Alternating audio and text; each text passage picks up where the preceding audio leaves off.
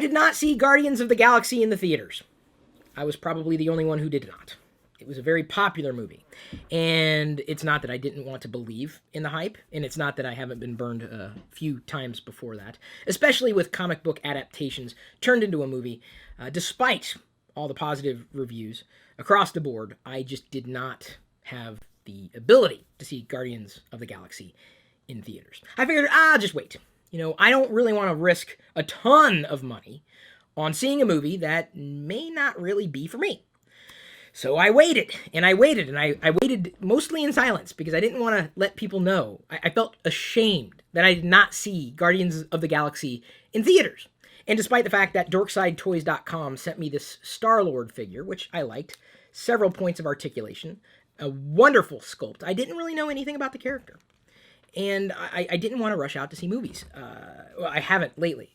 It's been a busy year. We were pregnant. I could have gone without Diana, but I don't think she would have liked that.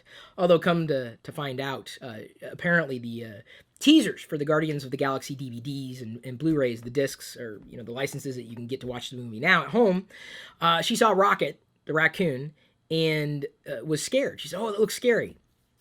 So I don't think Diana would have wanted to see Guardians of the Galaxy.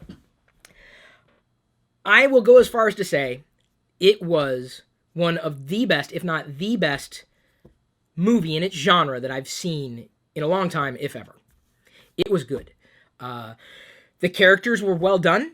I thought it was cast very, very well. I thought the special effects were realistic as far as special effects could go. The dialogue was solid. The soundtrack was great. The plot was believable. Everything about that movie, I thought, hit the nail on the head for everything that I would expect about seeing a movie like Guardians of the Galaxy. And I like those types of movies, generally speaking. I enjoy blockbusters. I enjoy comic book adaptations, for the most part, but they've been done so poorly in the past. I was expecting to be burned. I don't say this about every movie that I see, certainly in the theater, and then obviously when I rent it later, potentially. And by the way, not to shame myself further, but I rented the disc, the movie, on a free redeem code that I got yesterday as a special thing. So I didn't necessarily experience it the same way others did. That was a movie that I would have been happy to pay full price for as I play out this video live on YouTube. It was worth watching, and it would have been worth seeing in theaters. That was a good movie. I cannot wait for the sequel, and there will be a sequel. It was something that I would want every movie in that genre to be. And maybe it's just that I enjoy movies that are about misfits. And that's the Guardians of the Galaxy. I was talking last week in the live hangout about some older movies that I enjoyed watching. And after talking about it with other geeks, I watched one of those movies, The Explorers, or I think it was just Explorers. I don't think they used the word "the" in the title. Explorers, a classic movie out of the 80s of effectively three misfits that came together and had an adventure. I love those types of movies. After talking about it, I watched that movie. I watched it online. It was through an account that I had. It wasn't a huge deal. So it's just interesting to me how I think they may have nailed the concept. And if Marvel can duplicate that experience and apply it to other scenarios or other storylines, other galaxies, so to speak, I think they may have a winner on their hands if they can repeat the formula. I don't know if that's possible though.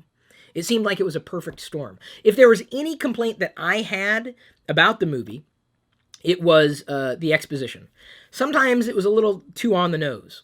Like, you could definitely tell a character was doing something. You didn't need another character to explain what the other character was doing.